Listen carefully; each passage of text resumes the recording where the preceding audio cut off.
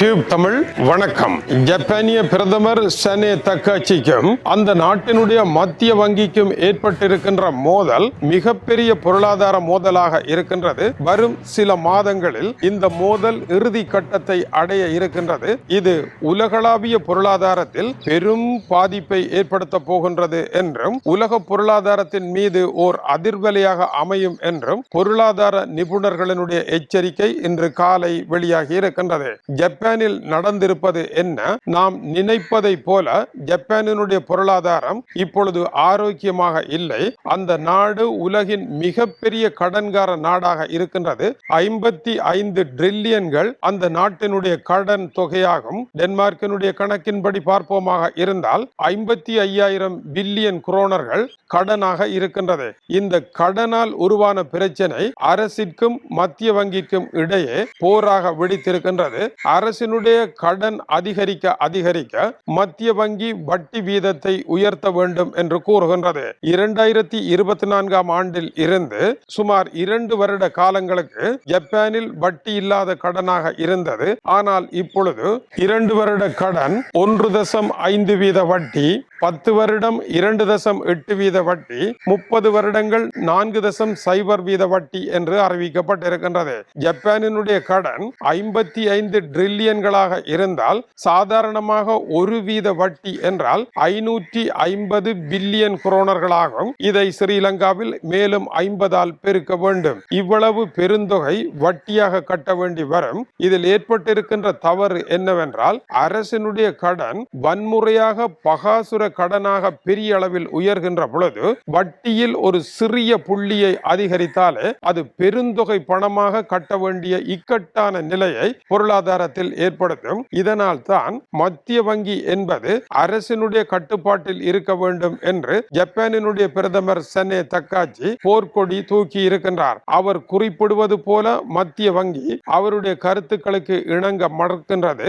அமெரிக்க அதிபர் Donald Trump மத்திய வங்கி தன்னுடைய கட்டுப்பாட்டில் வர வேண்டும் என்று மத்திய வங்கியினுடைய தலைவரை பதவி விலத்தி வேறொருவரை கொண்டு வந்திருப்பதும் இதற்காகத்தான். அமெரிக்காவினுடைய கடனும் வரலாறு காணாத கடனாக இருக்கின்றது. உலகத்தின் மிகப்பெரிய கடன்கார நாடுகளில் ஒன்றாக அமெரிக்கா இருப்பதனால் வங்கிகள் வட்டி வீதத்தை உயர்த்தினால் அரசுகளினால் அந்த வட்டியை செலுத்த முடியாத நிலை வரும். இதே நிலைதான் இப்பொழுது ஜப்பானுக்கும் வந்திருக்கின்றது. எனவே ஜப்பானிய பிரதமர் சனே தக்காச்சி மத்திய வங்கி தங்களுடைய கட்டுப்பாட்டில் வர வேண்டும், அரசு சொல்வதையே கேட்க வேண்டும், வட்டி வீதங்களை உயர்த்தக்கூடாது என்று பிடிவாதம் பிடிக்கின்றார். ஆனால் ஜப்பானினுடைய மத்திய வங்கியினுடைய அதிகாரத்திற்கு உள்ளே பிரதமர் குறுக்கிட முடியாது. அது நோர்வேயினுடைய மத்திய வங்கி போல தனித்துவமானதாக விளங்குகின்றது. இதனால் இரு தரப்பிற்கும் இடையே வெடித்த மோதல் வரும் இலை உதிர் காலத்தில் மேலும் மோசமாக மாற்றமடைந்து உலக பொருளாதாரத்தில் பெரும் பாதிப்புகளை ஏற்படுத்தும் என்றும் பொருளியல் நிபுணர்கள் கூறுகின்றார்கள். ஜப்பானிய பிரதமரை பொறுத்தவரையில்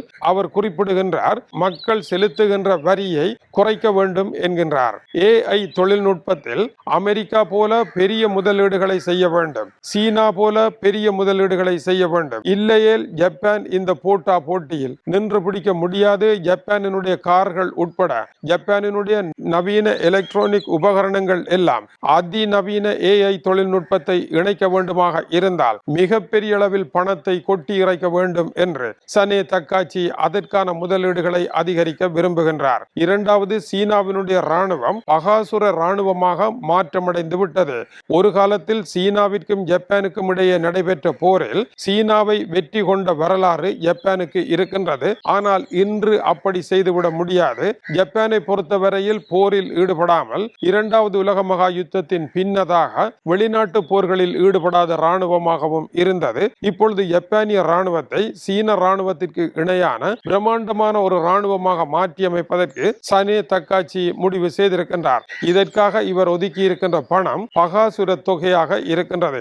உலகம் காணாத மிகப்பெரிய தொகையை கடன் தொகையாக வைத்தபடி உலகம் கற்பனை பண்ணாத பெரும் தொகையை இவ்வாறான பொறுப்பற்ற முதலீடுகளில் அறிவித்தால் எங்கிருந்து பணத்தை எடுக்க போகின்றார் என்ற கேள்விக்கு ஜப்பானிய பிரதமர் சனே தக்காச்சியிடம் எந்த பதிலும் கிடையாது. தான் மக்களுக்காக உழைக்கின்றேன், உள்ளாடையுடன் தன்னுடைய உடைகளை அயன் பண்ணி போட்டு வருகின்றேன் என்று கூறுவதன் மூலமாக புதிய சிந்தனைகள் எதுவும் இல்லாமல் வறண்டு போன சிந்தனைகளுடன் இவர் பேசுகின்றார் என்ற கடும் விமர்சனங்கள் ஏற்பட்டிருக்கின்றது. இன்றைய நிலையில் ஜப்பானை காப்பாற்றுவது என்பது இயலாத காரியம். இதேவேளை இவருடைய கொள்கை, இவர் தன்னை பிரிட்டனினுடைய இரும்பு பெண்மணி மார்கரெட் தாட்சர் போல ஒரு பெரிய பெண்ணாக நினைக்கின்றார். அதுபோல லீஸ் ட்ரஸ் பிரிட்டனினுடைய முன்னாள் பிரதமர் போலவும் நினைக்கின்றார். இவருடைய கொள்கை மார்கரெட் தாட்சர் போல இல்லை, லீஸ் ட்ரஸினுடைய கொள்கையாக இருக்கின்றது. பிரிட்டனினுடைய தகுதி குறைந்த பிரதமர்களில் ஒருவராக கணிக்கப்படுகின்ற லீஸ் ட்ரஸ் அந்த நாட்டினுடைய கடன் பத்திரங்களை வலுவிழக்க செய்து மூழ்கடித்து பதவியிலிருந்து தூக்கி வீசப்பட்டது போல இவருடைய நிலையும் இருக்கின்றது. இவரும் இதை நோக்கித்தான் பயணித்துக் கொண்டிருக்கின்றார் என்றும் ஆய்வுகள் தெரிவிக்கின்றன. எனவே உலக தலைவர்களுக்கு இன்று பெரும் பிரச்சனையாக மாறி இருப்பது அந்த நாட்டினுடைய பொருளாதாரத்தை எப்படி வெற்றி கொள்வது, இன்றைய நவீன தேவைகளுக்கு ஏற்ப அந்த நாட்டிற்கான வளங்களையும் இராணுவத்தையும் அதிநவீனத்தையும் வளர்ப்பதற்கு நாடுகளில் பணமில்லை. ஜப்பானில் உணவுப் பொருட்களின் விலை ஏறிய காரணத்தினால் இப்பொழுது அரசு உணவுப் பொருட்களினுடைய விலையை குறைப்பதற்கு மானியமாக பெருந்தொகை பணத்தை வழங்கி இருக்கின்றது. இதை எங்கிருந்து தேடுவது? இப்படியாக ஒரு காலத்தில் பொருளாதாரத்தில் பெரிய வெற்றி பெற்ற நாடாகவும் ஜப்பானை போல வாழுங்கள் என்றும் கூறியதெல்லாம் பகல் கனவாகி இன்று ஜப்பான் மிக மோசமான ஒரு இடத்தை நோக்கி செல்வதற்கு காரணம் என்ன? உலக பொருளாதாரம் மாறிக்கொண்டிருக்கின்றது. அதுபோல அமெரிக்காவினுடைய பொருளாதாரம் வீழ்ச்சியடைய ஜப்பானினுடைய பொருளாதாரமும் ஆட்டங்காண ஆரம்பித்திருக்கின்றது. ஜப்பானை காப்பாற்ற முடியுமா? ஜப்பானை போலதான் உலகின் பல நாடுகளுக்கும் இதே பிரச்சனைகள் பூதாகாரமாக சுனாமி வெள்ளமாக வந்து கொண்டிருக்கின்றது. இதற்கான அடிப்படை காரணம் மக்களும் பொறுப்பு கூற வேண்டியதாகவே இருக்கின்றது. நாட்டை காப்பாற்றுவதற்கு தலைவர்கள் மட்டும் போதாது, மக்களும் நாட்டை முன்னேற்றுவதற்கு விசுவாசமாக போராடாவிட்டால் நாடுகளை காப்பாற்ற முடியாது என்பதற்கு ஜப்பானை விட சிறந்த உதாரணம் எதுவும் இல்லை. எனவே எங்களுடைய தேவைகளை அதிகரிப்பதன் மூலமாக நாட்டை மறந்த வாழ்க்கையை வாழுகின்ற கலாச்சாரத்தை இன்றைய இளையோர் மாற்றியமைப்பார்களா தெரியவில்லை. ஜப்பான் தடுமாற ஆரம்பித்திருக்கின்றது. ஜப்பானினுடைய தள்ளாட்டம் உலகம் முழுவதையும் தள்ளாட வைக்க போகின்றது என்பது அடுத்த அதிர்ச்சி செய்தியாகும். தொடர்ந்து இணைந்திருங்கள்.